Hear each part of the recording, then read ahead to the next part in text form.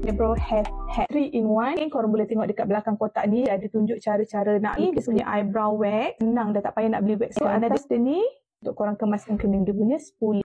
Pen dia panjang ni, dia punya pen dia. Sebelum tu you akan brush dulu kening bagi kemas. Lepas tu you akan pakai dia punya pensel kening. Start dengan bawah dia dulu. Color dia pun pigment, nampak tak? Layang-layang je, tak tekan pun. Buat yang atas, korang colorkan tengah dia. Yang kosong-kosong tu korang penuhkan tempat kosong. Nak lukis sebab dia sharp pen dia, color dia cantik kan. Kening korang gelap pun sesuai je. You dah siap lukis dulu kening, jangan biar macam ni tau. Kena conceal dulu kening bagi kening korang kemas. Part conceal ni terpaksa voice over lah sebab Yumi punya mic dah habis bateri. Boleh guna apa-apa concealer je yang korang ada. Dah siap conceal, Yumi blend dengan sponge bagi kening nampak lagi kemas. So sebelah dah siap, tunggu Yumi siapkan full face, okay?